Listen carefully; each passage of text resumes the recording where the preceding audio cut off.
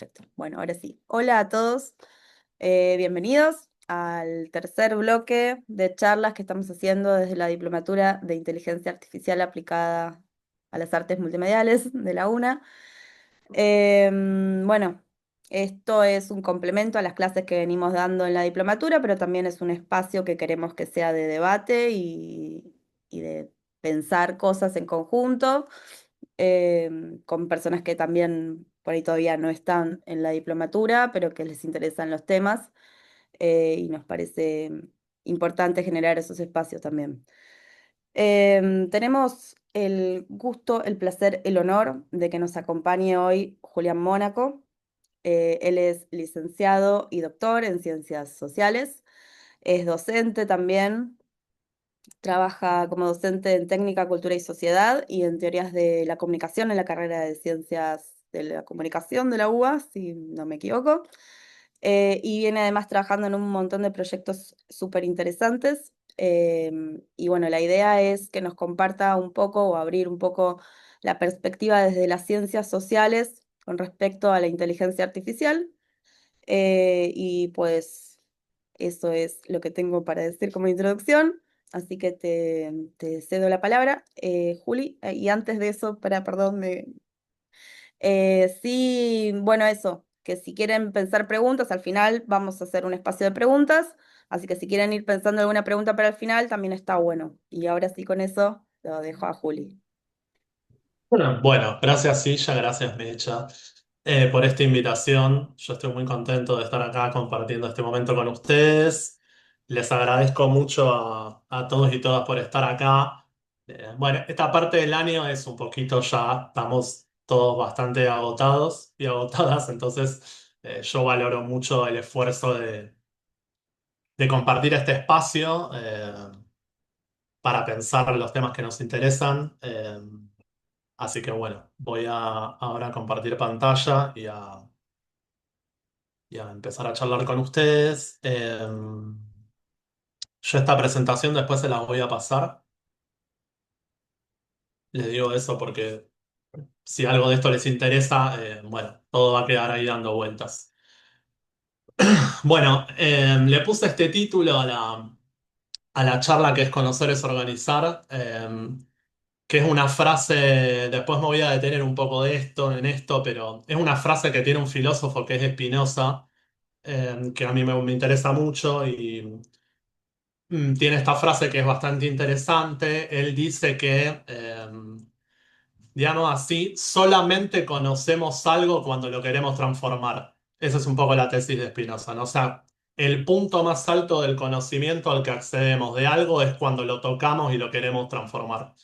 Mientras permanecemos en el estado del diagnóstico e incluso de la crítica, no terminamos de conocer las cosas, ¿no? Solo las conocemos cuando nos proponemos un poco transformarlas, ¿no? Por eso a mí me interesa un poco tener este diálogo con ustedes, porque, digamos así, yo vengo del campo del pensamiento sobre la técnica, y así como la técnica es un campo de experimentación y de creación, el arte también es un campo de experimentación y creación. Entonces me parece que hay un diálogo muy interesante que podemos tener, y bueno, por eso, como les decía, para mí está muy bueno estar acá. Bien. Últimamente siempre empiezo, cuando me invitan a conversar sobre estos temas, empiezo con esta cita de Paul Valéry, que es una cita del 35, que a mí es un momento que me interesa mucho ese periodo entre guerras, porque creo que hoy estamos en un momento bastante similar, si pensamos la pandemia como un momento disruptivo. Y la IA como un segundo momento muy disruptivo. Entonces creo que estamos también en un momento, digamos así, en un intermedio. Y Valery lo que siempre dice es que existen dos grandes épocas, ¿no? Hay épocas en que la novedad, digamos, radica en que vamos encontrando soluciones a los problemas que ya establecimos hace mucho tiempo, ¿no? Pero dice él, también existen otras en las que lo inédito no son las soluciones, sino los problemas, ¿no? Que todavía no encontramos los problemas, ¿no? Yo creo que estamos en una época que se parece bastante a este segundo tipo de época, ¿no? Y un poco lo que nos toca a nosotros, digamos, es tratar de entender o de recortar cuáles son las preguntas y los problemas de nuestra época, ¿no? Bueno, ¿qué preguntas le vamos a hacer al siglo XXI, ¿no? Muchas veces seguimos trabajando con las preguntas propias del siglo XX, ¿no? Entonces, creo que esto es un poco lo que nos toca, ¿no? ¿Cuáles son las preguntas de nuestra época? ¿Cuáles son los problemas de nuestra época? Eh, un poco para entrar en esa discusión, les quiero contar sobre esta película, que es una película bastante conocida, que está en Netflix, digamos, una película que pueden ver en cualquier momento. Se llama Dejar el mundo atrás. Yo me acerqué a esta peli porque tiene un subtítulo que a mí me interesó mucho. El subtítulo es No existe vuelta a la normalidad. Ese es el subtítulo de la película, ¿no? Eh, y me interesa mucho cómo trabaja el director. A mí me interesan mucho las películas que problematizan la relación que tenemos con la tecnología. Y este director se trabaja mucho esos temas y me interesa mucho cómo lo trabaja desde el lenguaje cinematográfico, ¿no? Fíjense que este es un poco uno de los planos más conocidos de la película. Está ese barco que tiene un tamaño desmesurado, ¿no? Como es un artefacto enorme. Y fíjense cómo aparecemos los seres humanos, ¿no? Solamente como puntos, ¿no? Como pequeños puntos en ese plano, ¿no? Les cuento un poquito de la película para entrar en tema. Es una familia que está pasando sus vacaciones en la playa. Padre, madre, hijo e hija.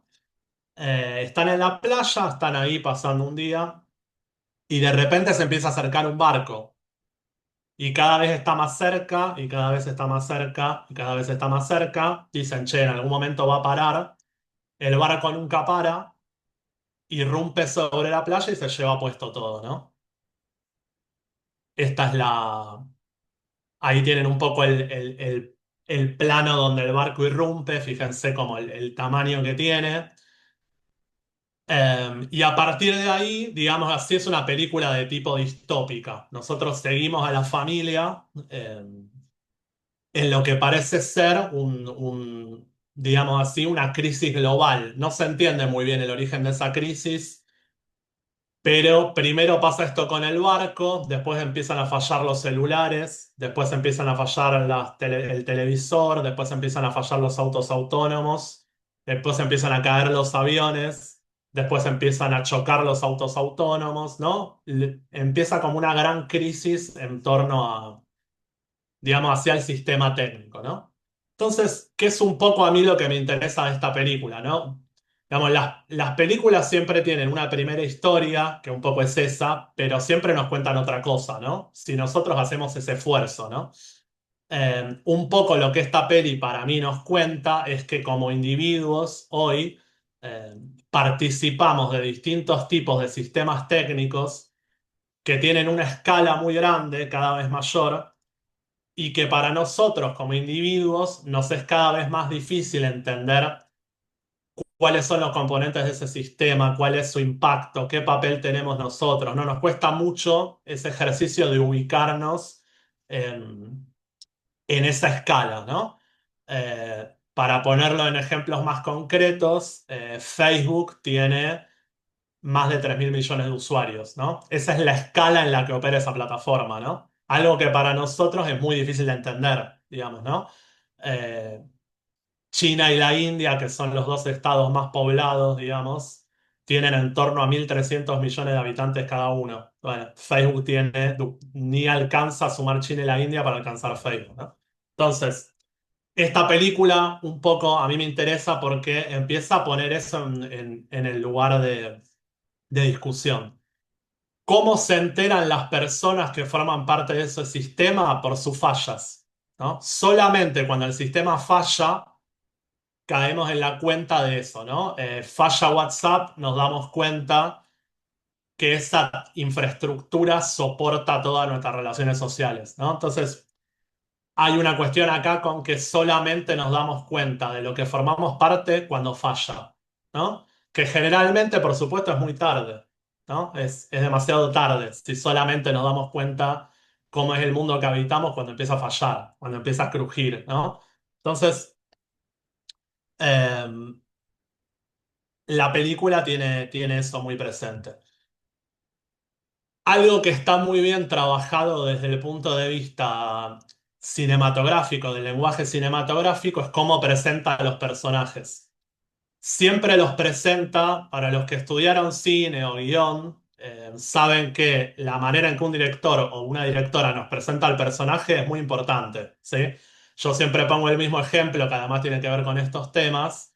Si vuelven a ver Terminator 2 y repasan cuáles son los planos de John Connor, que es el pibito, el adolescente, en el primero está tocando un motor, en el segundo está tocando un cajero automático, en el tercero está tocando un videojuego. O sea, siempre está operando el mundo técnico. Bueno, entonces, cómo un director nos presenta un personaje es fundamental. Y en esta película, siempre los personajes los presentan de la misma manera. Están solos, eso es muy importante, están solos, mirando hacia arriba y en este estado que yo llamo de perplejidad, ¿no? De incomprensión respecto a eso que está ocurriendo, ¿no? Creo que es un poco eh, una gran condición de época, ¿no? La perplejidad, ¿no? La incomprensión, el no tener las herramientas para entender eso de lo que formamos parte, ¿no? Un poco la hipótesis que yo les traigo y que quiero trabajar con ustedes es que para salir de ese estado de perplejidad, digamos así, el foco de experiencia que tenemos que trabajar es nuestra relación con ese mundo ambiente técnico, ¿no? Parte de la perplejidad que hoy muchas veces nos gobierna, digamos, en términos anímicos, tiene que ver con que no podemos ubicarnos en ese sistema técnico, en ese ecosistema digital, bueno, cualquier metáfora que podamos usar. Em, Salir de esa perplejidad no es solamente un ejercicio de tipo intelectual, ¿no? No es un ejercicio que se resuelve leyendo libros, digamos, ¿no? No es solamente un ejercicio de pensamiento, también es un ejercicio de práctica, ¿no? Por eso esta frase de Spinoza, conocer es organizar, ¿no? Conocer supone operar sobre las cosas, ¿no? Entonces, por eso, de nuevo, a mí me parece muy interesante esta diplomatura, porque tienes un poco ese espíritu, ¿no? Entonces, un poco la idea de la conversación de hoy es algunas herramientas para pensar esa perplejidad y ver cómo nos movemos dentro de eso, ¿no? Cierro con lo último de la película para los que la vuelvan a ver o los que la vean por primera vez. Otra cosa que tiene muy interesante esta película es que tiene, por un lado, estos grandes planos en los que aparecen estos grandes conjuntos técnicos, ¿no? El barco, el satélite, y otros en los que aparecen los individuos. En el medio no hay nada, no hay nada, ¿no? Solamente hay individuos y grandes poderes técnicos. No hay partidos políticos, no hay sindicatos, no hay grupos comunitarios, no hay asociaciones de vecinos, ni de... Lo social está borrado, ¿no? ¿Qué es lo que pasa mucho en la narrativa norteamericana de la catástrofe? Es como que lo social no existe. Vieron que en las películas de catástrofes, en general lo que tiende a pasar es que las personas siempre están corriendo, digamos, ¿no? O sea, no hay espacio para que se arme lo social, ¿no? No hay espacio para eso, digamos, ¿no? Y creo que eso también lo tenemos que pensar como una parte digamos así, una de las derivas que tiene el desarrollo técnico contemporáneo, ¿no? Que no significa que eso vaya a ocurrir, pero al menos en parte pareciera ser que la innovación técnica, uno de los vectores que le impulsa es licuar lo social, ¿no? Aplanar lo social, licuar lo social, debilitar lo social, ¿no? Creo que eso también está flotando y es parte de lo que nos tenemos que preguntar. Yo les voy a ir mencionando algunos libros solamente para dejárselos como material, pero que también trabajan esta hipótesis de la perplejidad. Este es un libro muy interesante de Michel Nieva que se llama Ciencia Ficción Capitalista. Para los que les gusta la ciencia ficción es un librazo, digamos, para leer, porque barre toda mucho del género de ciencia ficción. Y un poco lo que dice él, que a mí me interesa, es que las corporaciones de tecnología y información de alguna manera secuestraron el género de la ciencia ficción, ¿no? Que las personas nos quedamos sin capacidad de imaginar futuro, ¿no? Que es bastante terrible esto y seguramente si yo les pregunto a ustedes cómo les gustaría que sea el mundo de acá a 50 años, tenemos pocas imágenes sobre eso. Bueno, acá hay este libro al que le interese trabajar esa cuestión, tiene mucho material y es muy interesante, ¿no? Eh, bueno, la ciencia ficción capitalista, dice él, permite al establishment corporativo aferrarse a la capacidad hegemónica de pensar futuros cuando ha sepultado a las sociedades en la incapacidad de proyectar los suyos propios, ¿no? Esto también es parte de esa perplejidad, la incapacidad de proyectar futuro.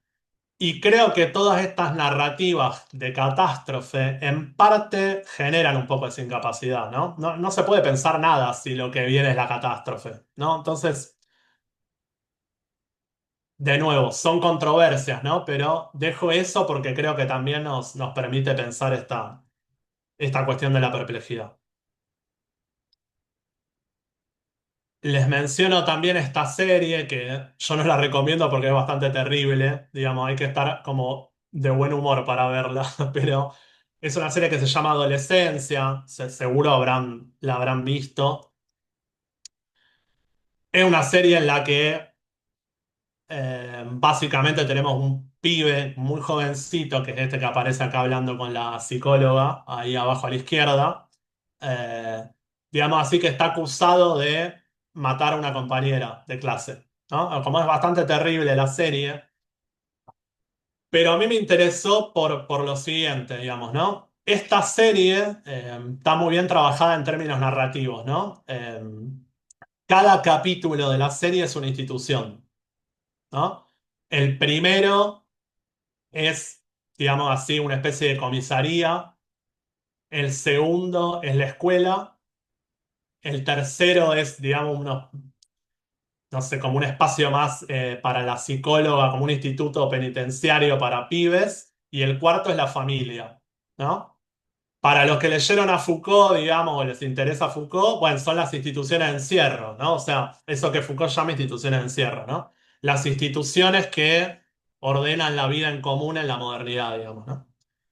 Ahora, hay una quinta institución, digamos, un quinto territorio, que es el más importante y que paradójicamente no tiene ningún capítulo, que es la tecnología, ¿no? El territorio digital no tiene un capítulo. ¿Por qué no tiene un capítulo? Porque es el ambiente en el que vivimos.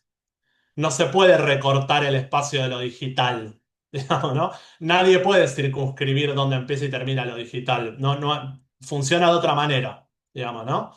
Eso en la serie es como lo que está omnipresente, ¿no?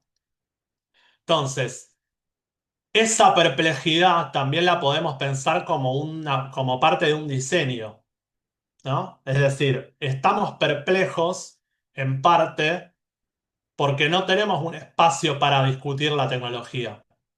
Tenemos espacios para discutir la escuela, para discutir la cárcel, para discutir la familia, pero conocemos espacios donde discutir la tecnología es más difícil, digamos, ¿no? Y sin embargo es el territorio que habitamos de manera permanente, ¿no? Entonces, de nuevo, por eso esta diplomatura está buena y por eso todos estos espacios que tenemos para pensar el territorio digital eh, nos ayudan mucho, ¿no? Creo que es una gran pregunta de época, cómo habitamos el territorio digital, ¿no?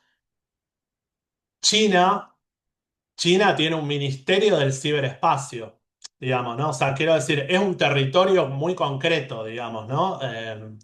La OTAN, que es el organismo que regula los conflictos bélicos en el mundo, hace mucho tiempo que habla de un quinto espacio de la guerra, que es el territorio digital o el ciberespacio. Entonces, digamos, ese es el tipo de territorio que hoy habitamos, ¿no? Entonces, esto también, como recomendación a esta serie, porque eso que nunca se nombra, que nunca aparece, es un poco el territorio donde estas personas construyen un lenguaje, construyen una manera de relacionarse. y sin embargo no tienen un espacio para discutirlo. Bien, entonces, esto es un poco algo que a mí me interesa y que yo estoy trabajando bastante en los últimos años. Tratar de pensar qué significa construir un problema, ¿no? Solemos pensar que un problema es algo negativo, digamos, ¿no? Asociamos mucho la palabra problema a la idea de que la realidad tiene algún tipo de déficit, ¿no?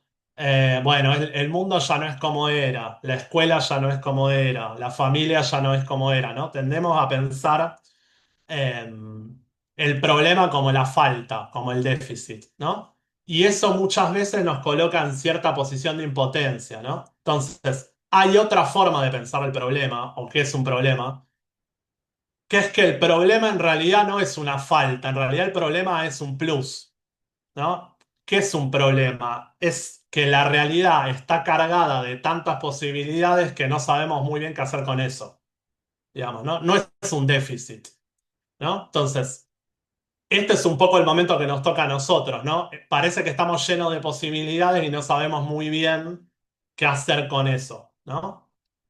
Eh, un poco esto que dice Flavia Costa en su libro, que es Tecnoceno, ella retoma algunos de los teóricos de la era atómica, eh, cuando los teóricos de la era atómica decían, eh, nosotros somos utopistas invertidos, ¿no? ¿Por qué utopistas invertidos? Porque el utopista es el que tiene una utopía, tiene un horizonte, tiene un sueño y no sabe cómo hacer para llegar, ¿no? No tiene las herramientas para llegar a ese futuro. Nosotros tenemos muchas herramientas, no tenemos una idea de futuro, ¿no? Estamos en la inversión de la utopía, digamos, ¿no? Bueno, entonces, eso también hace a esa condición de perplejidad. Yo les dejé también esta obra que a mí me parece muy linda. Seguro ustedes la conocen porque esta es la tapa de un libro de Donna Haraway, Cyborgs, no sé qué, no sé qué. Así que es una tapa que es como, es una obra muy reconocida.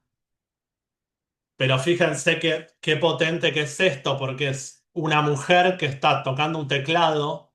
Es una obra de principios de los 90, ¿no? Pero fíjense lo que nos dice esto, ¿no? Entra al mundo de la innovación técnica, pero no deja atrás todo lo que trae, ¿no? Trae la astrología, trae a la comunidad, ¿no? Entra a la innovación con todo un montón de saberes atrás, ¿no? Esto a mí me parece central para evitar esta época, ¿no? Digamos así, no hay que dejar la mochila de la tradición cultural para entrar a la innovación técnica, ¿no? A mí me parece fundamental eso, digamos, ¿no? No tenemos que vaciar, digamos, el disco duro para entrar al campo de la innovación, ¿no? Eso me parecería como una gran derrota, digamos. Bien, esto un poco ya para acercarnos al tema que vamos a conversar, que por supuesto es sobre inteligencia artificial. Ese universo técnico tiene hoy para mí esta gran singularidad. Harari, que es un historiador de la técnica y demás, él dice que el lenguaje humano es el lenguaje es el sistema operativo del ser humano, ¿no? Como muy interesante esa frase, ¿no? Eh, porque el lenguaje organiza todas nuestras prácticas, ¿no? ¿Qué pasa cuando convivimos con artefactos técnicos que pueden hacer todo lo que nosotros hacemos con el lenguaje? ¿No? Es como una gran pregunta de época, ¿no? Convivimos con artefactos que pueden leer, que pueden resumir, que pueden construir hipótesis, que pueden proyectar futuros, que pueden escribir textos, que pueden producir, que pueden crear, que pueden hacer un montón de cosas con el lenguaje, ¿no? Entonces, ¿cómo entramos nosotros en ese juego? Esta peli la voy a mencionar un poco más adelante, eh, pero para mí es muy importante esta película, que se llama Rival. Es una película muy importante porque es una película sobre tecnología, pero la protagonista es una lingüista. Esto para mí es clave. digamos, ¿no? La que destraba el conflicto en torno a la tecnología es una lingüista. No es ni un científico ni un militar, es una mujer y es lingüista, ¿no? Entonces, es muy importante esta película, la voy a volver a mencionar, pero eh, generalmente cuando vemos películas sobre tecnología, hay científicos y militares, ¿no? Eso es un poco lo que pasa. Bueno, acá hay otra cosa, hay una lingüista. Entonces, lo dejo picando y ahora lo vamos a ver. Esto es algo que encontré hace poco y me parece muy bueno. Creo que se ve el pequeño, el pequeño ser humano que está justamente en digamos, ahí donde está por esa pendiente acelerarse hacia arriba. Eh, Esto es de un matemático que se llama Bernard Vinge, que hace esta pregunta, ¿no? Bueno, ¿qué se siente estar ahí, ¿no? En el vértigo de esa curva, digamos, ¿no? Él dice, estamos al borde de un cambio comparable al surgimiento de la vida humana en la Tierra. Estamos próximos a llegar a un punto de inflexión de crecimiento tecnológico exponencial con consecuencias inimaginables para nosotros y nosotras, ¿no? Bueno, esto también digo como parte de lo que hoy, si buscamos un poco en Internet sobre inteligencia artificial, encontramos también esto, ¿no? Bueno, estamos a punto de dar ese salto, ¿no? Ese salto que no podemos imaginar del todo y que nos produce ese vértigo, ¿no? Entonces, bueno, eso también hace al momento. Y cierro esta primera parte, esta primera media hora, con este documental que para mí también es muy importante. No sé si lo vieron. Es un documental para mí excelente. Se llama Sisters with Transistors. Si a alguien le interesa, después me escribe y se lo paso porque es un poco difícil de conseguir. Pero es sobre las pioneras de la música electrónica, que están un poco invisibilizadas en general. Si alguno de ustedes leyó sobre música electrónica, siempre nos cuentan que tiene padres, pero en realidad tiene madres, digamos, ¿no? Eh, pero más allá de eso, a mí me interesó mucho porque el documental de alguna manera lo que nos trata de decir es que hay como dos grandes usos posibles de la tecnología, ¿no? Hay usos de la tecnología que mantienen, digamos, las jerarquías que organizan a la sociedad y hay otros que las ponen en tensión, ¿no? Y es muy interesante eso y creo que también nos sirve para pensar este momento, ¿no? Les cuento muy brevemente dos o tres cosas del documental que a mí me parecen muy buenas porque no me gusta para nada cuando conversamos estos temas que nos quedemos con un sabor amargo, ¿no? O sea, me parece que eso es para nada lo que tenemos que hacer cuando pensamos en estos temas, ¿no? Al contrario. Eh, por ejemplo, ellas no las admiten en los conservatorios, ¿no? Quieren ir a estudiar música años 70 y no las dejan entrar a un conservatorio porque son mujeres. Entonces, en lugar de ir a estudiar esa música culta, empiezan a trabajar en música de edición. A partir de que ellas son traductoras, son microfonistas, trabajan en radios, tienen mucho acceso a material sonoro y empiezan a construir canciones con los restos de lo que se llevan a su casa. Van a filmar una película, queda una cinta con algo grabado y se lo llevan. No empiezan a construir un género musical a partir de esos restos, ¿no? Como súper interesante. No las dejan registrar sus temas por ser mujeres, no podían tener derechos de autor. Entonces dicen, ok, voy a hacer una música que no tiene autoría. O sea, no importa el derecho de autor. No las dejaban grabar sus discos. Entonces dicen, no me importa, tiene que venir la gente a escuchar en vivo. El concierto es una experiencia, ¿no? Entonces, si ven este documental, se van a encontrar con algo que para mí es muy interesante, que es cómo la técnica puede destrabar, digamos, ese tipo de encerrona política, de encerrona vinculada a las jerarquías sociales, ¿no? Entonces, creo que es un documental muy lindo y creo que también es de los años 80 y creo que también es una época que tiene puntos de comparación y que nos sirve para pensar el momento actual. Entonces, media hora que sigue, si podemos cumplir, yo querría hacer esto, que ya veo que no voy a poder, pero bueno. Eh, Traje algunas definiciones de inteligencia artificial como para el que no está tan en tema o para que nos quede picando. Voy a tratar de volver a los años 50, que un poco creo que es el momento, digamos así, tengo yo esta idea o aparece mucho esta idea de que esta época es un sueño de los años 50. Esta época la soñó alguien y en los 50 se soñó esta época. Y después sí, un poco tratar de darles algunos elementos que estamos pensando nosotros y nosotras para pensar las IA.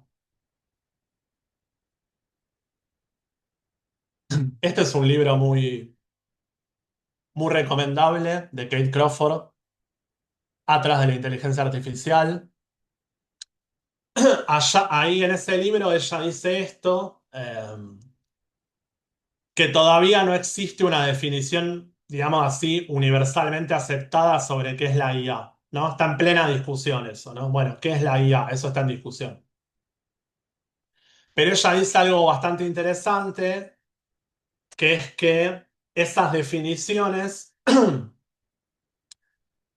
digamos que cómo definamos a la IA va a determinar cómo la queremos gobernar, cómo la queremos orientar, cómo la queremos organizar, ¿no? Entonces, cómo la vamos a definir eh, es fundamental, es muy importante, ¿no? Entonces, les traje algunas de las que más circulan. Yo me metí ahí en Google Scholar y vi cuáles son de las más citadas. Está esta de la OCDE y esta de la UNESCO, son de las más citadas. Y cada una tiene algunos elementos que para mí son interesantes, ¿no? Les leo la de la OCDE. Dice, son sistemas basados en máquinas que, dado un conjunto de objetivos propuestos por el ser humano, son capaces de hacer predicciones o recomendaciones e incluso de tomar decisiones y cuyo diseño está orientado a favorecer su propia autonomía.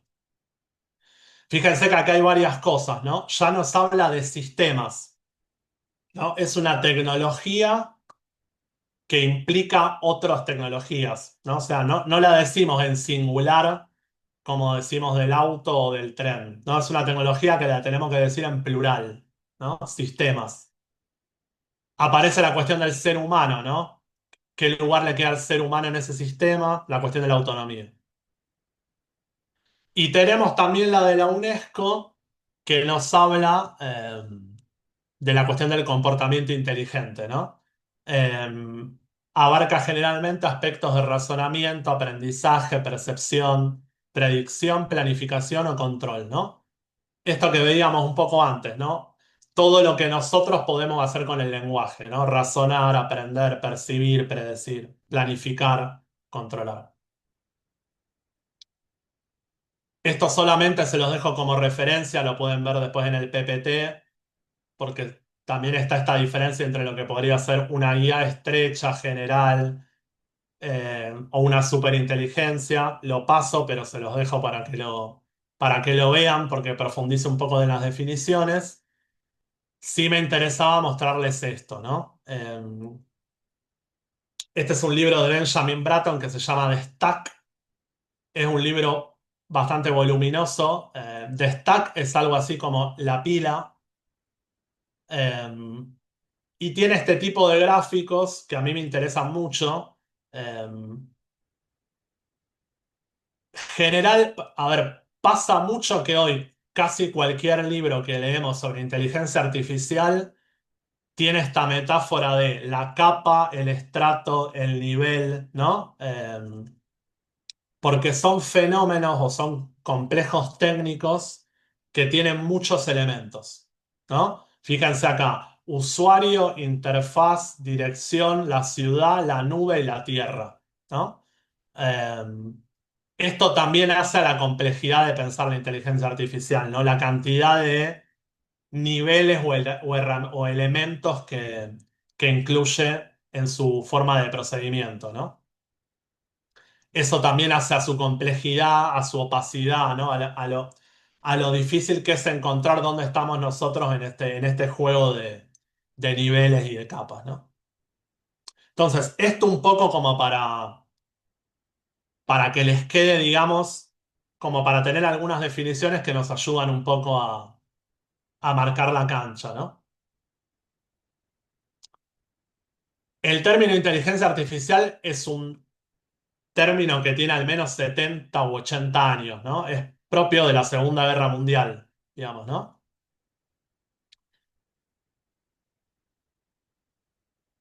Acá hay tres películas, digamos, que para mí son como bastante interesantes, que cuentan un poco lo que estaba ocurriendo en los años 50, ¿no? Oppenheimer, que es una película bastante reciente sobre el padre de la bomba atómica. El Código Enigma, que es una peli que tiene unos 10 años, sobre Alan Turing, que es el padre de la IA. Y The Bit Player, que es un documental, es un poco más aburrido, pero es sobre el padre de la teoría de la información, que es Claude Shannon, el tipo que inventó la idea de bit, ¿no? Esta idea de que todo puede ser comunicado a través de ceros y unos, ¿no? Eso se inventó también en los 50. Entonces, fíjense lo rica que es esta época de los años 40, los años 50, como diseño del mundo técnico que hoy estamos habitando, ¿no? Es decir, que ese mundo que hoy ya lo vemos plenamente constituido se empezó a soñar en ese momento, ¿no? Esto como para tengamos una referencia, a mí siempre este gráfico me interesa llevarlo, traerlo. Fíjense que en esos años 50 no está ocurriendo solamente una explosión técnica, sino también una explosión demográfica, ¿no? Fíjense lo que pasa en los años 50, ¿no? En esta curva, ¿no? Es el momento, todas estas tecnologías son las que de alguna manera van a acompañar este salto, ¿no? Y hoy estamos eh, bastante más arriba, ¿no? Hace poquito pasamos la barrera de los 8.000 millones de habitantes en el planeta Tierra, ¿no? De los cuales 2/3 tienen acceso a Internet, ¿no? Piensen si hay otra tecnología capaz de abarcar esa escala, ¿no? Que no sea las tecnologías de la comunicación, ¿no? Este es otro libro interesante para el que le interese en esos años 50 de Borreau.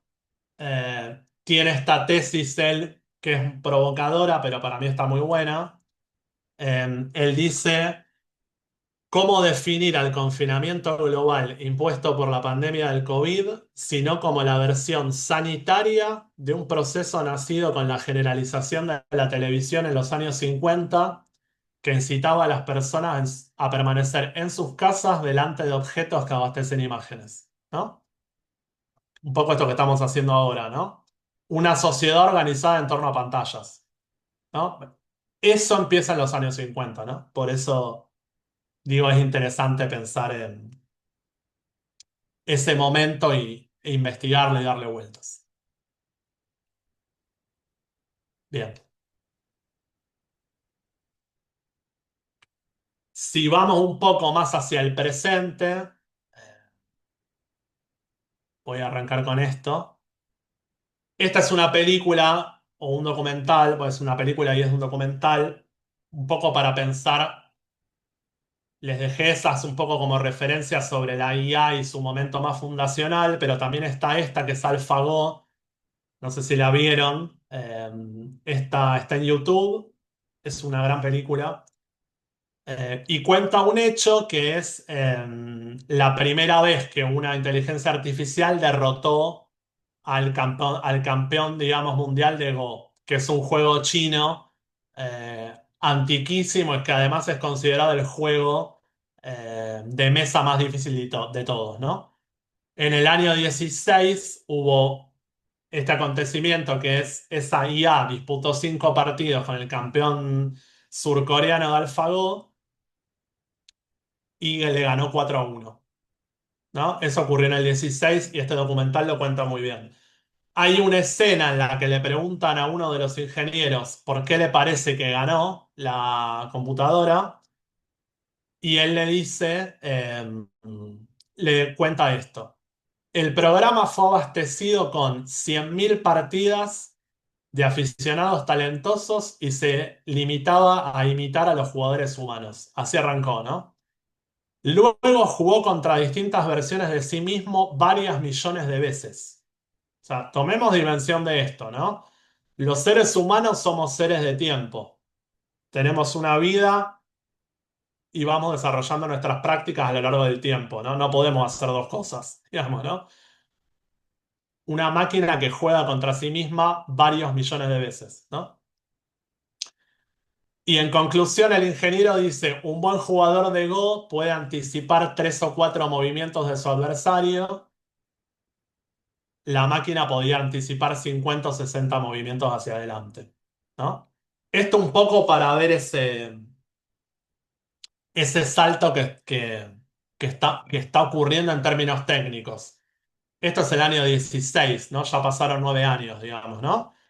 Pero para el que le interese ver algo más del momento actual, está este documental que es muy bueno. Bien, entonces, voy a pasar por esto como para ir, para cerrar un poco lo que les traje. Yo trabajo en este laboratorio que es el Tecnoceno Lab, que está radicado en la Facultad de Ciencias Sociales de la UBA. Eh, Ese es nuestro sitio, ahí tienen bastante material que nosotros producimos y mucho de lo que digo, todo lo que digo lo discuto con mis compañeros y mis compañeras, así que pueden meterse ahí y buscar más información. Eh, lo que les traigo ahora un poco para esta última parte, para estos últimos 10 o 15 minutos, es algunas ideas, digamos, para pensar las IA más allá de lo que es el uso instrumental, ¿no? Algún marco teórico como para entender cómo funcionan y frente a qué estamos operando, ¿no? Estos son un poco los 5 puntos que quiero trabajar con ustedes. Voy a pasar directamente a cada uno, así se los puedo contar. Yo después se los dejo y los pueden volver a leer. El primer punto que es central de alguna manera es que las IA son metatecnologías, ¿no? ¿Qué significa esto de que son metatecnologías, ¿no? Que cuando hablamos de IA no hablamos de una tecnología en singular y que tiene un propósito específico, como puede ser el tren, por ejemplo, ¿no? El tren sirve para trasladar cierta cantidad de personas de un punto A a un punto B, tiene ese propósito, sirve para eso. Las IA son tecnologías, digamos así, de propósito general. Pueden hacer muchas cosas y operan a un nivel metatecnológico. ¿Qué significa eso? Que son tecnologías que, digamos así, operan sobre otras tecnologías o sobre otros sistemas técnicos para organizarlos de alguna manera, ¿sí? Operan a un nivel meta, ¿sí? Están como en un nivel superior a lo que puede ser una tecnología de propósito específico, ¿sí?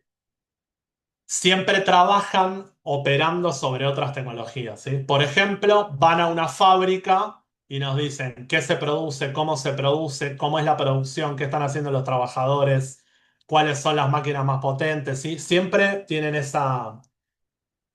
sentido, ¿no? Funcionan un poco como funcionan las leyes.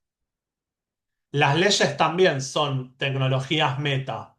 ¿En qué sentido? Una ley lo que trata de hacer es organizar algo que ya funciona de alguna manera, ¿no? No sé, una ley de educación trata de organizar el sistema educativo. Bueno, las IA tienen un poco también ese tipo de funcionamiento, operan a un nivel metatecnológico, ¿no? Toman otras tecnologías como su objeto. Por eso es una disputa de poder quién puede tener acceso a ese conocimiento de tipo meta, ¿no? ¿Quién puede ver el funcionamiento de lo social de esa manera, ¿no? Esta película un poco trabaja esa idea. Es una película para mí mala, pero yo la uso igual, que es Mountainhead. Los protagonistas de la peli, digamos así, son Mark Zuckerberg, Elon Musk, ¿no? O sea, son como los cuatro dueños de las corporaciones de tecnología e información. Y siempre está esta metáfora, digamos, en la película, ¿no? Fíjense el tipo de mirada que tienen ellos sobre las cosas, ¿no? Pueden ver el mundo como un tablero, ¿no? ¿Qué es lo que no podemos hacer nosotros, ¿no? No podemos ver el mundo como un tablero. Eso supone, digamos, que hay actores sociales que sí pueden ver el mundo como un tablero, digamos, ¿no? Entonces, estas metatecnologías producen un conocimiento sobre lo social que está en disputa, ¿no? ¿Quién puede ver lo social de esa manera? Tiene una ventaja epistemológica, una ventaja política, ¿no? Entonces, digo, ahí hay como, bueno, hay una guerra por quién concentra esa potencia, ¿no? ¿Quién puede ver el mundo de esa manera y quién no, digamos? Lo segundo que es importante pensar con las IA, que un poco lo decía al principio, siempre que hablamos de tecnología, nosotros tendemos a usar la idea de herramienta, ¿no? Decimos, bueno, la tecnología para nosotros es una herramienta, ¿no? Lo que decimos nosotros es que ya no tenemos un trato herramental con la tecnología, porque una herramienta supone que nosotros controlamos el proceso, que ponemos los objetivos y que en un momento la dejamos de usar, ¿sí? No es exactamente ese el trato que hoy tenemos con la tecnología, ¿no? Y les pongo un ejemplo que uso mucho en clase. Hace unos años, entrevistando a un pibe que desarrolla aplicaciones, el pibe me decía, esto que a mí me impactó mucho, me dijo, no hay ritual de entrada al celular. Nadie dice, voy a ir a usar el celular. ¿Por qué? Porque es el ambiente en el que vivimos. Nadie dice voy a ir un rato al medio ambiente. Ya estás ahí. Bueno, hoy habitamos un ambiente que es tecnológico, ¿no? Entonces, eso supone toda una serie de complejidades, ¿no?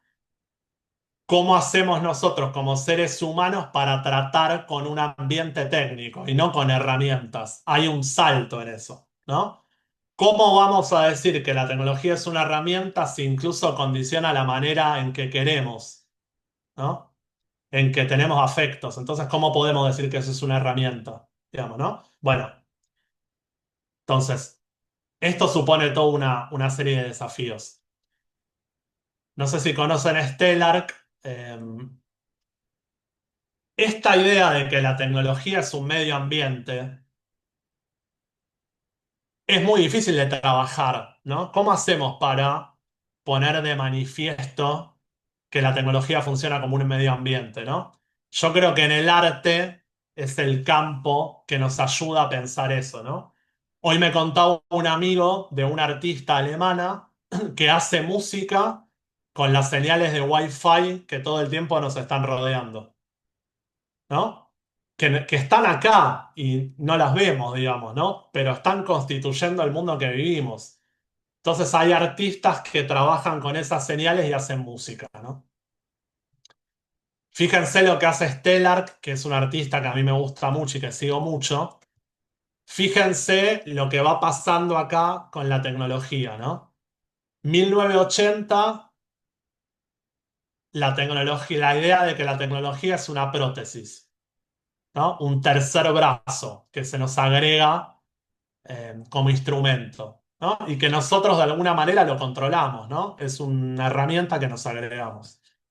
2017, 40 años después, el tipo hace una obra en la que él estaba en un museo, tenía puestos unos lentes y veía lo que estaba viendo una persona en otra ciudad, tenía unos audífonos y escuchaba lo que estaba escuchando una persona en otra ciudad.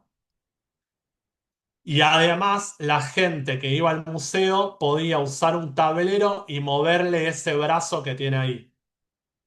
Él hizo eso durante 5 horas, 5 días. 5 días, 5 horas por día, ¿no? Imagínense lo que es atravesar eso, ¿no?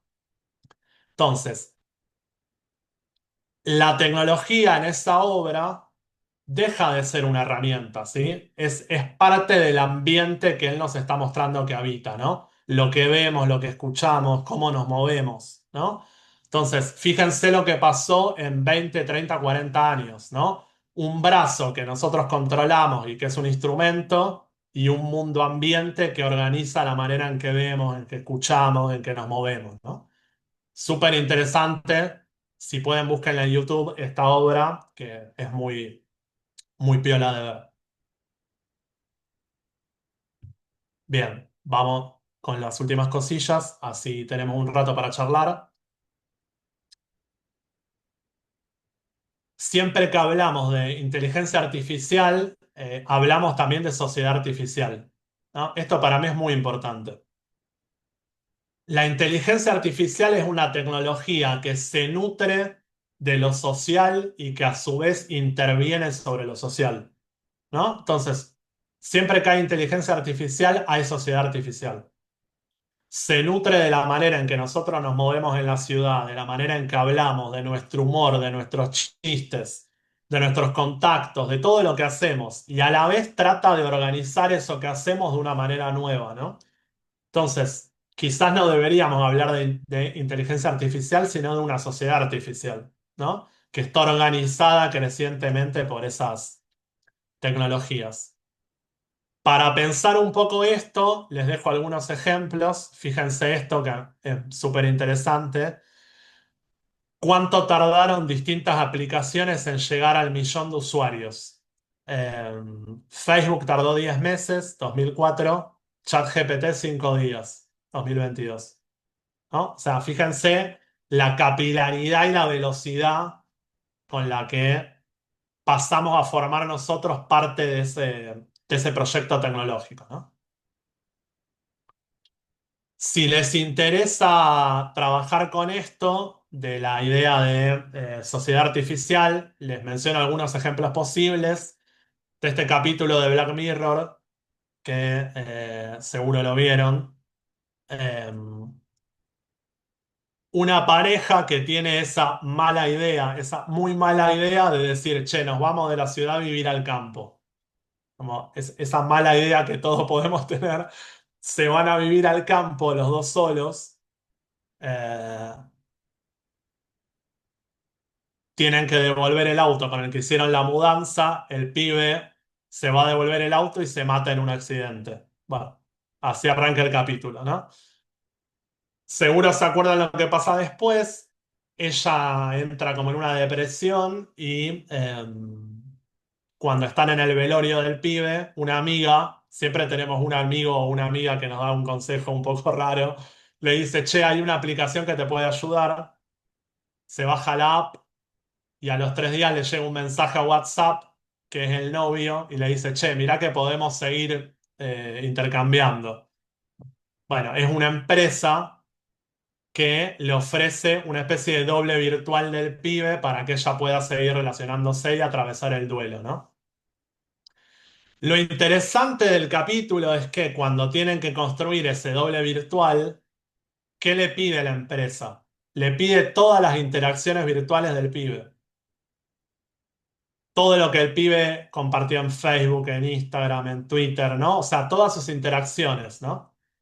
Que esto es muy interesante porque está esa pregunta, ¿no? ¿Nosotros somos nuestros datos? ¿No? Esa materialidad que dejamos en las redes, ¿somos nosotros? Este capítulo de Black Mirror nos dice que sí, ¿no? Que nosotros somos nuestras interacciones, nuestras reacciones, ¿no? Pero es controversial para mí, pero es interesante de pensarlo. Este es un tuit muy famoso, digamos así, del mundo Silicon Valley para pensar esta idea de la sociedad artificial. Eh, Uno de estos pibes de Silicon Valley dice, bueno, dentro de algunos años todas las profesiones van a ser la misma profesión, que es darle instrucciones a una máquina, ¿no? Dice eso. No va a haber más disciplinas. Todo lo que vamos a hacer es darles instrucciones a una computadora. Bueno, perspectiva Silicon Valley sobre nuestro trato con las tecnologías. Lo dejo picando porque es bastante provocadora la frase, pero es interesante para pensarla. Me voy a saltar algunas cosas, así vamos terminando. Esto se los dejo para que lo miren. Son unas amigas que tienen un colectivo artístico en España, se llama Seno Visual Studies. Tienen una web que está muy buena. eh, y ellas trabajan con la producción de imágenes raras, ¿no? ¿Cómo hacemos para que una IA, por ejemplo, nos devuelva una imagen que no tenga género? ¿No? Bueno, trabajan a partir de esas preguntas, que son muy interesantes para mí. Se los dejo, digamos, para que lo exploren. Ahí está el sitio y les dejé algunas PPT.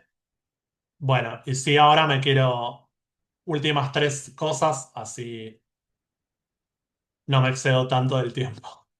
Eh, Les quería traer algo relacionado también a lo que es la creación y la IA. Yo sigo mucho a dos filósofos italianos, que son Franco Moretti y Luciano Floridi, que son para mí muy capos. Y a mí me gustan ellos porque tratan de pensar cómo podemos nosotros, qué podemos pedirle a las IA que no podemos hacer nosotros, ¿no? O sea, se colocan en el punto este de la co-creación, ¿no? Entonces, Moretti tiene una idea que para mí está muy buena, que es los seres humanos podemos leer en profundidad, ¿no? Agarramos un libro y buscamos el sentido profundo, por ejemplo, de una novela, ¿no? Volvemos a leer, leemos de nuevo, ¿no?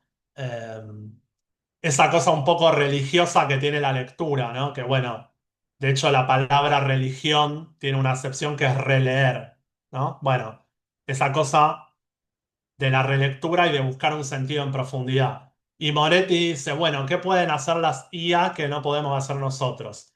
Bueno, pueden leer Hamlet y armar una red con los acontecimientos y los personajes, ¿no? Y él la llama esa una lectura a distancia, ¿no? Entonces dice, así como nosotros hacemos lectura en profundidad, estos dispositivos técnicos pueden hacer lectura a distancia, ¿no? Entonces, ¿cómo podemos nosotros combinar la forma en que leemos con la forma en la que pueden leer las máquinas? Y Floridi habla de otra cosa que él llama escritura a distancia, ¿no? Fíjense cómo la define. Dice, ¿qué es la escritura a distancia? Una práctica de creación literaria en la que el autor humano funciona principalmente como diseñador de narrativas, mientras que los modelos de lenguaje grandes realizan la escritura real, ¿no? O sea, muy interesante. Nosotros damos las órdenes y una IA escribe, ¿no? Somos así los autores intelectuales, digamos, ¿no? Pero no los autores materiales, ¿no? Entonces, todas estas figuras para mí son súper interesantes y nos ayudan a pensar esto que les traía al principio, ¿no? ¿Cómo vamos a habitar estos ecosistemas digitales, ¿no? Bueno, estos autores están pensando cómo puede ser la creación en esta época. Bien, y voy a cerrar con esto que un poco daba título a la charla, que ya les comenté al principio, ¿no? Esta frase de Spinoza, que yo les decía es un filósofo que a mí me interesa mucho, muy difícil de leer, pero por eso también muy interesante, porque tiene algo un poco mágico, no entender para mí. Eh, y tiene esta frase que es conocer es organizar. Entonces, ¿qué es un poco lo que dice Spinoza y que con esto termino y para mí es importante llevárselo y que nos quede un poco resonando, ¿no? Spinoza dice que solo conoce verdaderamente el que quiere transformar o la que quiere transformar y solo conocemos transformando, ¿no? no conocemos ni haciendo diagnósticos, ni haciendo crítica, ni enojándonos, ni quedándonos en estado de perplejidad, ¿no? Solo conocemos tratando de operar sobre las cosas, ¿no? El que trata de operar sobre las cosas las conoce mejor. Cualquiera que labura en una institución sabe esto, ¿no? Solo conocemos una institución cuando queremos introducir un cambio. Mientras no queremos introducir ningún cambio, no la conocemos. Solamente podemos estar ahí, pasar los días y no entendemos bien cómo funciona.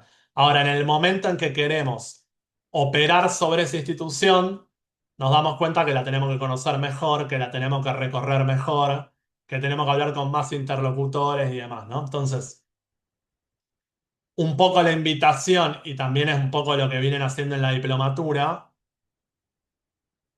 es a conocer transformando, creo, ¿no? Solo vamos a conocer si nos metemos a hacer cosas con las cosas, digamos, ¿no? Y a salir del estado de la simple crítica, digamos, ¿no? Que es un poco también una forma de la perplejidad o de la inacción. Bueno, yo llego hasta ahí, salteé muchas cosas, pero así no los quiero aturdir tanto. Les dejo mi mail. Le voy a pasar igual la presentación a ella y la podemos pasar. Y bueno, me escriben ahí si les interesó, si quieren más material, lo que ustedes quieran, queda dando vueltas. Bueno, gracias por escucharme y por estar acá. Muchas gracias por esa presentación, me encantó. Creo que estábamos todos ahí muy interesados. Yo me da pena que tuviste que saltear muchas cosas, Bueno, pero pero bueno, no llegábamos. No sé si cómo están ahí, si tienen alguna pregunta, eh, si quieren irse a comer está todo bien, ¿eh? inquietud, si tienen hambre, si no. em, Si no, bueno, yo te puedo preguntar algunas cosas. Me gustó mucho la idea de lo de licuar lo social, como que es, como que es algo que particularmente se está buscando desde lo tecnológico.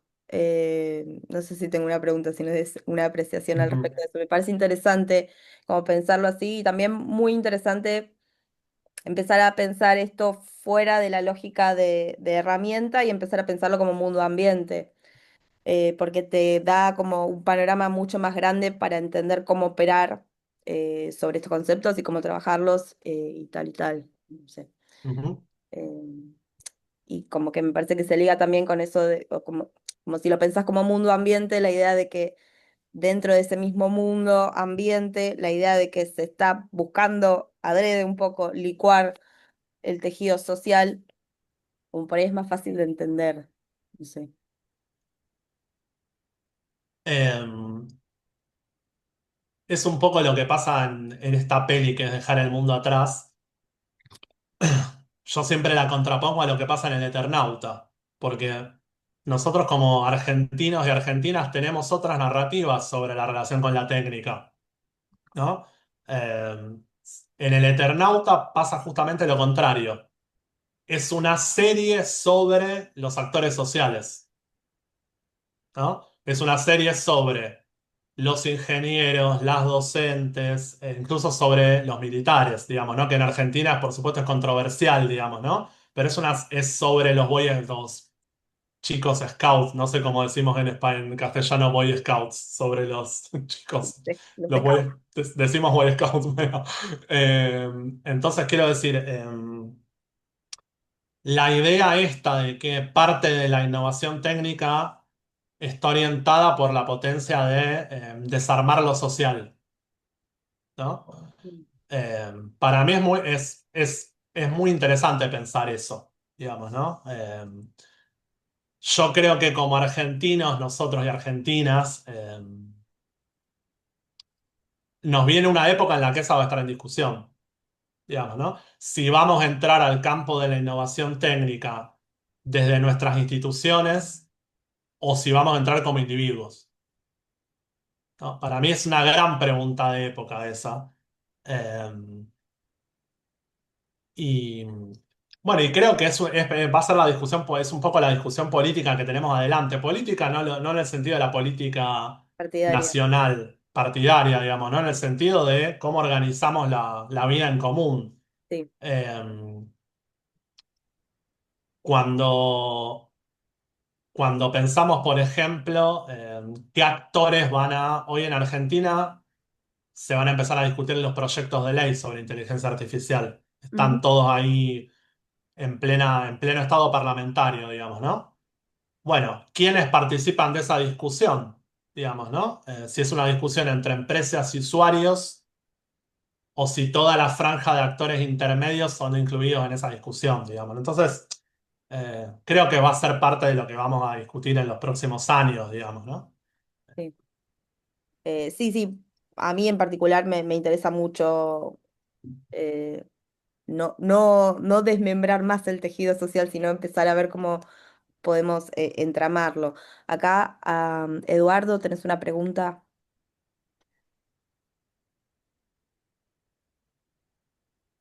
Sí, ¿Cómo buenas a andás? todos. Buenas.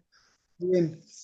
Eh, yo, ahora lo que estábamos hablando creo que sí, y que también hay algo a mí me pasa, yo vivo en un lugar que no llega a 50.000 habitantes, en una ciudad muy pequeña, que era un espacio rural y fue creciendo también la ciudad y se fue abandonando lo rural, porque bueno, por ejemplo, yo en pandemia quedé sin internet, entonces como no tengo vínculos con la gente de acá en general,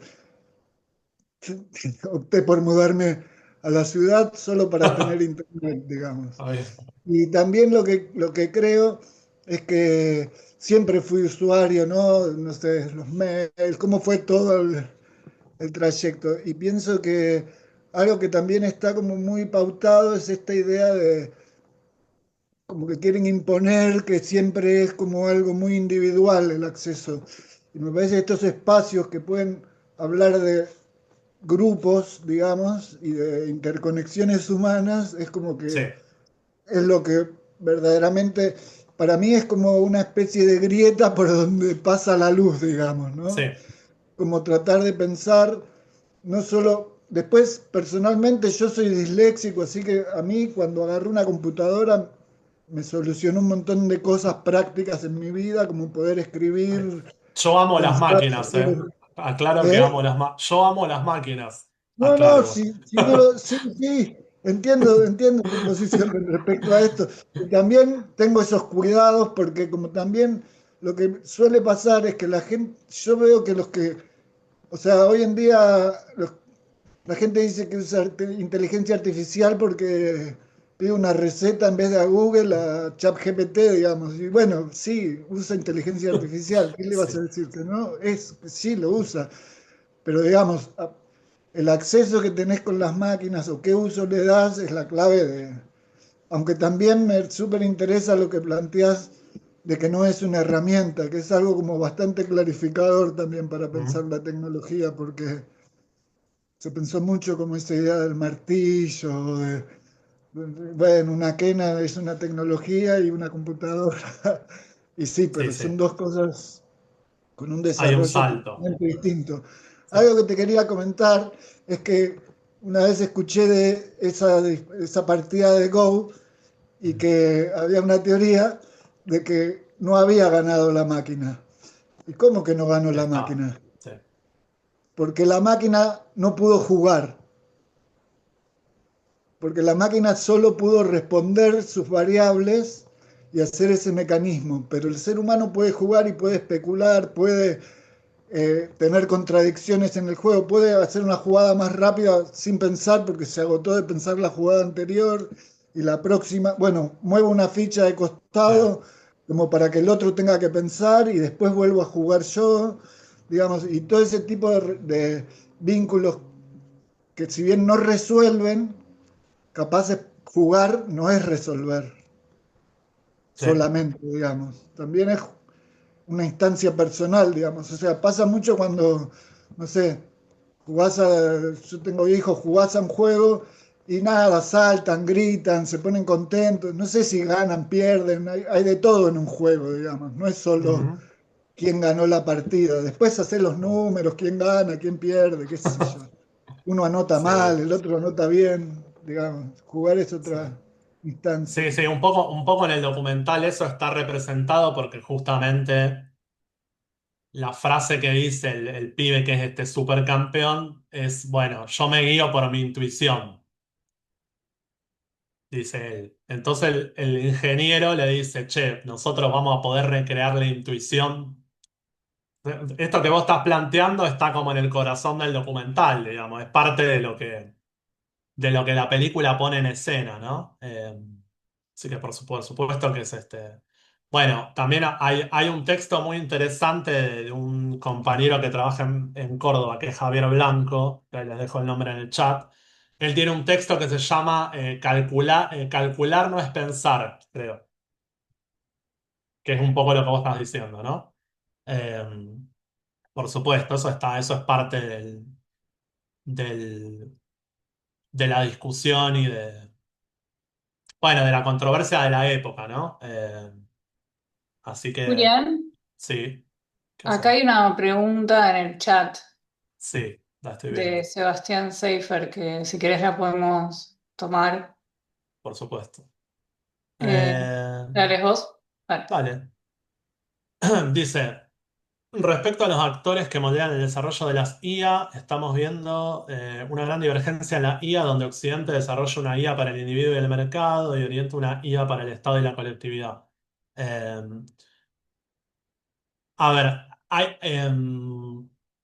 en principio hay algo que está bueno de la pregunta que hace Sebastián, que es que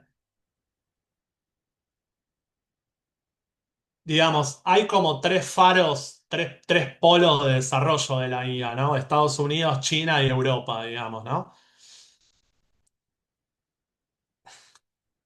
Es interesante conocer los tres casos, digamos. Eh, en principio, Estados Unidos es muy interesante, la pueden buscar o me la piden, la ley que tienen ellos de desarrollo de las IA porque se colocan como los capitanes del desarrollo occidental de la inteligencia artificial.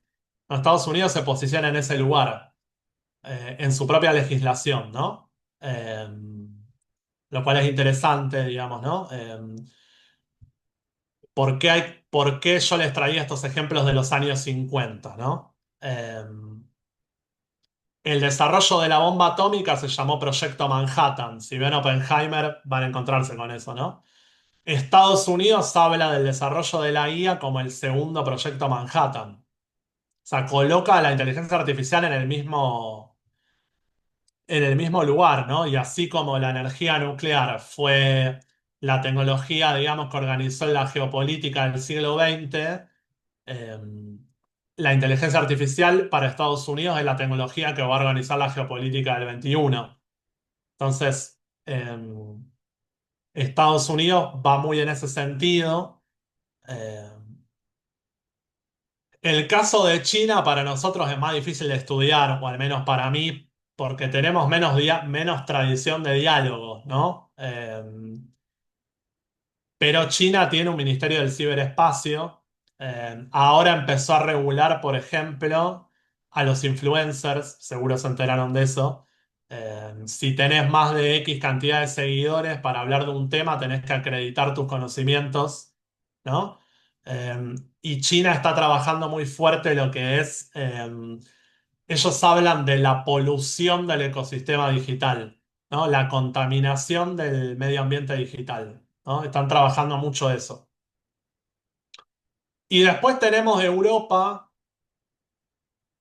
que está en una posición un poco singular. ¿Por qué? Porque Europa no tiene ninguna empresa de punta, ¿no? Es como que está avanzando mucho en la legislación, eh, pero no tiene empresa de punta.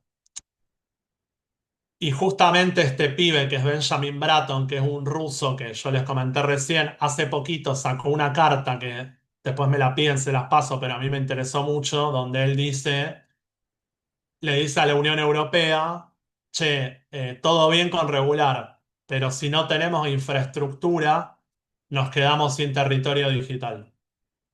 Y si no hay territorio, no hay Estado. ¿No? Es como bastante contundente el tipo. Dice, si vos no tenés infraestructura para el territorio digital, podés regular mucho, pero un día te vas a dar cuenta que sos un Estado sin territorio. ¿No? Y un Estado sin territorio no funciona, no es un Estado. ¿No? Entonces, está muy buena la pregunta de Sebastián porque eso, podemos ver digamos, esas tres posiciones, ¿no? Estados Unidos, China eh, y Europa, y cómo vamos a entrar nosotros de Latinoamérica en eso también. Es un poco la pregunta que nos tenemos que hacer, ¿no? Eh, Federico, estás con la mano levantada, ¿puede ser?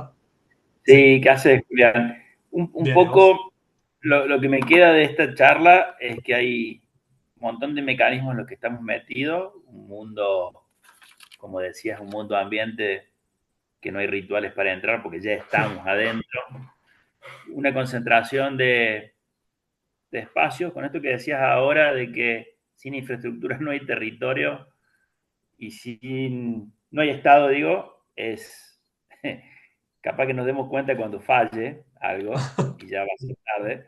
Entonces, mi cuestionamiento va a cómo desde este lugar, que no es un lugar de empresa, no somos empresarios que queremos aprender de IA, sino que son mayormente gente que viene del palo del arte, en este foco, ¿qué preguntas o cómo Mm, tendríamos que hacernos preguntas para no dejar de incluir lo social y no dejar de incluir lo colectivo como un lugar de habitar nuestro territorio y no quedar afuera? Porque todo me hace pensar de que vamos a quedar afuera dependiendo de lo que digan los tecnoseñores y los tecnodueños de todo esto, que hacen clic y te quedaste afuera. Y cuando te quedaste afuera, miraste por los costados, estás solo, ¿y qué hago ahora? Como acá el compañero Arauz, Eduardo, que está en un pueblo sin internet durante pandemia. ¿Y cómo hacemos ahí?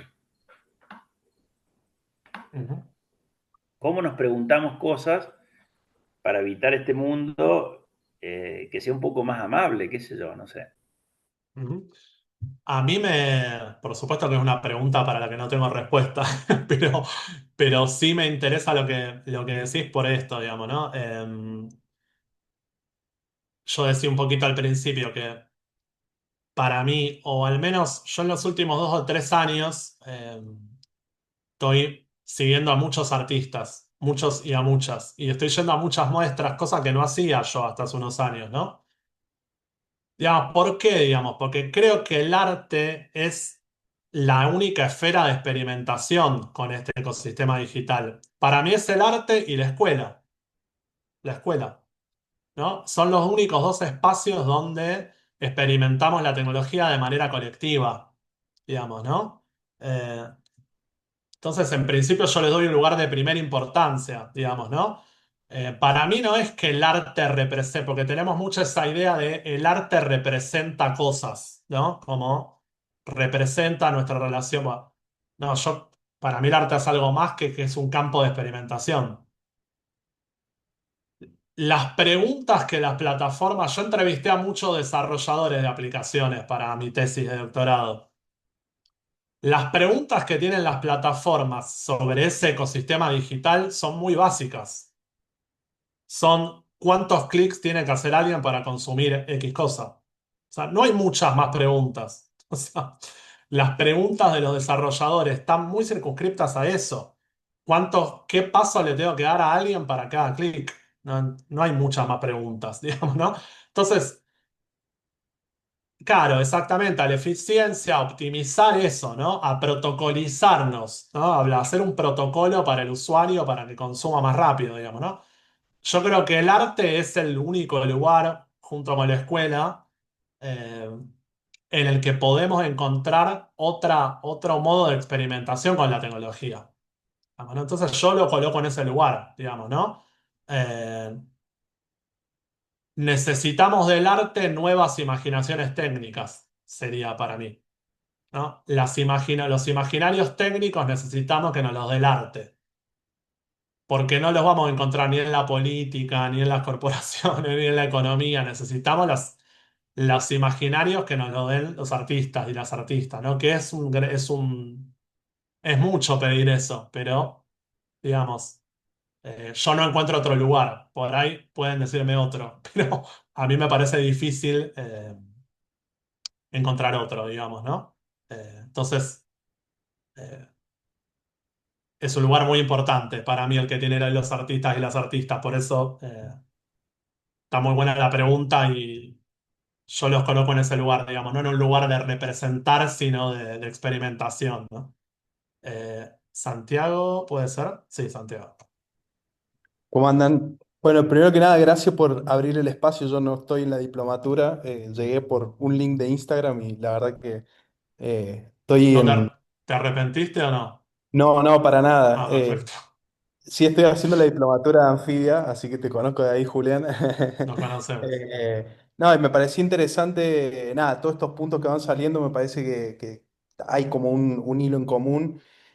A mí me quedó mucho esto de Spinoza que trajiste al principio y al final, respecto a, bueno, que conocer es transformar, ¿no? Digo, me resuena porque yo particularmente soy desarrollador, trabajo en una fintech, estoy trabajando con chatbots, con inteligencia artificial generativa.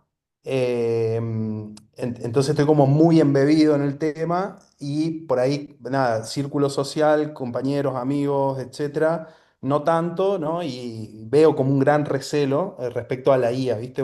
Pero los datos y qué pasa con el humano, etcétera.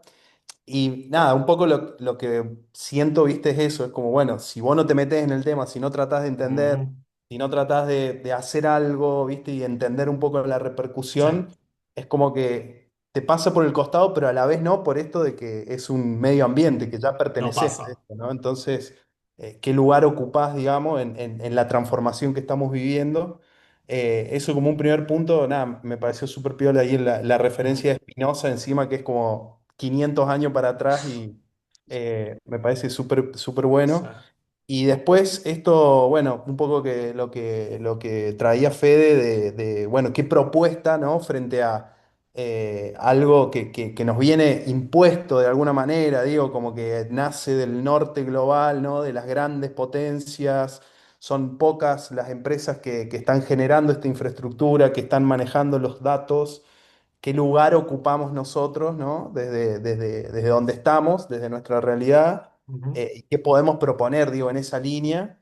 Eh, Obvio que pensar en algún momento, no sé, como en la línea de soberanía nacional, de que tengamos nuestra propia infraestructura, nuestra propia nube, nuestra propia IA, suena como a nada, utópico, sobre todo con el presente que tiene el país, pero sí pienso esto, bueno, ¿desde dónde traer esa propuesta, ¿no? Y creo que sí, coincido con que el arte es un lugar donde nos permite como imaginar esos otros mundos. Me parece que la cuestión del autor, ¿no? Y cómo se problematiza con esto también que vos traías, ¿no? Esta otra forma esta escritura a la distancia, ¿no? Como decir, bueno, la escritura ya como más una cuestión, digo, la autoría como en distintas capas, ¿no? Ya no es la ejecución y la escritura. Y esto del uso reflexivo, o sea, bueno. Digo, la IA va a estar presente, está presente cada vez más. Yo la puedo usar la IA de WhatsApp para preguntarle qué puedo cocinar hoy, pero digo, tomarse un rato, pensar qué datos sí, qué datos no, o cómo le estoy pidiendo lo que le estoy pidiendo, aprender a promptear, ¿no? Como incorporar la IA también en nuestros procesos de trabajo, ¿no? Y también entender esto, bueno, que lo que sale de la IA no va a ser no sé, la entrega que tenga que hacer o el informe que tenga que generar, sino como una etapa más dentro de ese flujo de trabajo. Nada, por ahí no es una pregunta, digo, son reflexiones, pero la verdad que estuvo muy bueno. Bueno, ya sé quién sos. Ahora ya te saqué. Ya uní cara y discurso. Eh, bueno, como varias cosas, pero a ver, en principio, a ver, hay algo muy bueno que es eh, en torno a este objeto, digamos, estás vos que trabajás en el campo del desarrollo, yo trabajo en ciencias sociales y está la gente que trabaja en arte. Eso es muy bueno, digamos, ¿no? Y creo que no pasaba hasta hace unos años eso. Eh, Sí, Con lo cual, eso para mí es algo muy positivo y muy atendible, ¿no? Después, yo les traía este documental de las chicas de la música electrónica, porque a mí lo que me gusta de ese documental es que eh, los problemas que resuelve la tecnología no son los problemas de la tecnología. Entonces, quizás necesitamos encontrar cuáles son nuestros problemas. Eso es lo interesante del documental, ¿no? El documental dice, che, estas pibas quieren registrar música y no pueden. Che, Ujú, estas pibas quieren registrar sus temas y no pueden.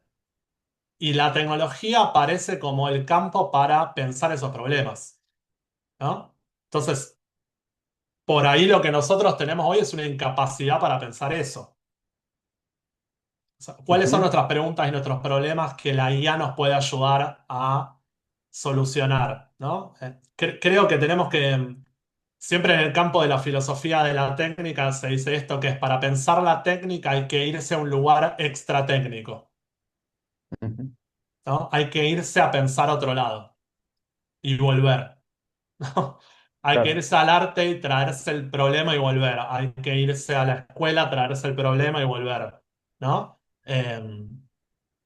Digamos, yo justamente traje el documental para pensar esto que traes. Ujú, Por eso lo recomiendo, ¿no? Porque es un documental sobre tecnología, pero ningún problema es un problema de la tecnología. ujú. Son problemas sociales, políticos, digamos, ¿no? Eh, entonces creo que ahí hay algo interesante y que se puede explorar, digamos, ¿no? Por ese lado. Pero nada, bueno, buenísimo lo que trajiste y bueno, gracias por venir, en Gracias, principio. gracias. Gracias a ustedes. No, por favor.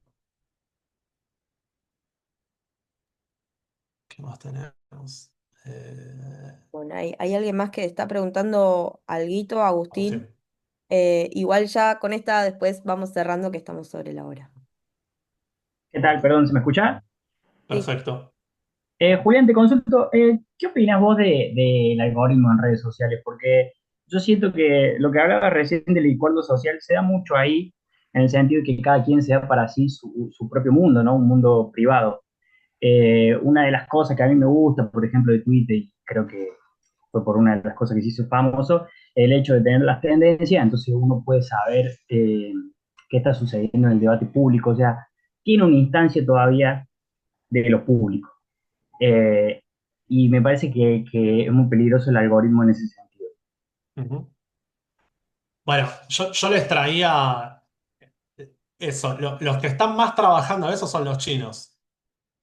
Esa cuestión del campo de la información. Y te dejo esto para pensarlo. O sea, no te voy a responder, como que voy a abrir un poco, pero para quedarnos pensando, ¿no? Una de las cosas que no les mostré que había traído es algo que trabaja un autor que se llama Virilio, que es un autor que yo les recomiendo mucho, que tiene un libro que es espectacular, que se llama El accidente original.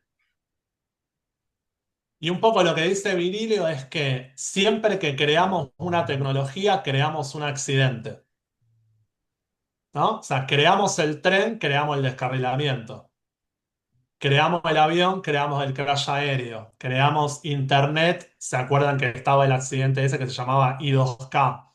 ¿No? Sí, Cuando pasemos del 99 al 2000. Entonces, toda creación de tecnología crea un accidente, ¿no? Entonces, a partir de eso hay dos cosas para mí para pensar, un poco en relación a lo que decías, ¿no? Uno es, ¿cuál es el accidente propio de la IA? ¿No? O sea, ¿qué accidente produce la inteligencia artificial? Esa es una pregunta muy difícil de contestar, ¿no? ¿Cuál es su accidente? Y Virilio en ese mismo libro dice esto. Dice, el siglo XX fue el siglo de los accidentes de la materia, ¿no? Se prende fuego un bosque, hay polución, hay un derrame nuclear, ¿no? Los accidentes de la materia. Y dice el tipo en el 2005, el siglo XXI es el siglo de los accidentes del conocimiento. ¿no? Entonces, creo que ahí, que es un poco esto que está también diciendo Federico, lo que trabaja ahí ya también mucho, eh, creo que parte de lo que podemos llamar el accidente de la IA tiene que ver con eso, que es la crisis de la información, la crisis de la verdad, la crisis de la confianza, ¿no? Eso es parte de lo que nos toca investigar y tratar de circunscribir, ¿no? Los accidentes de la mente, los accidentes del conocimiento, ¿no? Creo que en parte tu pregunta, digamos, habría que trabajarla desde ese lugar. Cierro con esto como un poco para contarte, por si les interesa, hay un libro que sacó hace poquito de la editorial de la UNSAM, un libro de Shoshana Zuboff, que es un libro bastante breve, que está muy bueno, que creo que se llama La crisis de la democracia, o algo parecido. Y ella dice algo, ella cuenta ahí lo que es el origen de la teoría de la información, ¿no? Se va a los años 40, a los años 50, ¿no? Y dice que la teoría de la información, que es la teoría que organiza, digamos así, toda la infraestructura técnica que hoy soporta todos nuestros intercambios, ella dice que no fue pensada para organizar la comunicación humana, fue pensada para organizar la comunicación entre máquinas, ¿no? Y ella tiene una frase que es súper interesante que es, son ciegas al contenido. O sea, no importa el contenido. Para nosotros sí, para las redes no, ¿no? Entonces, hoy usamos para comunicarnos una tecnología que es ciega al contenido. Entonces, eso supone un accidente, digamos, ¿no? Que nosotros nos comuniquemos con una tecnología que no discrimina entre verdad o mentira o entre algo que nos puede dañar o algo que nos puede hacer bien, es muy peligroso, digamos, ¿no? O sea, estamos operando una tecnología que comporta un peligro muy grande. Bueno, te dejo eso como para empezar a pensarlo, pero lo podemos volver a conversar porque a mí me interesa, estudié comunicación, entonces me interesa muchísimo lo que comentaste, ¿no? Pero Sí, dejo eso como para abrir el juego. sí, muchas gracias. No, a vos. Ya está. Bueno, muchísimas gracias, Juli, por esta hermosa charla y debate que tuvimos. Y bueno, gracias a todos los que estuvieron ahí. Y bueno, nos vemos la próxima. El jueves que viene tenemos otro encuentro, así que bueno, eso. Saludos a todos. Gracias a Gracias a todos. todos por venir. Nos vemos Gracias. pronto. Que descansen.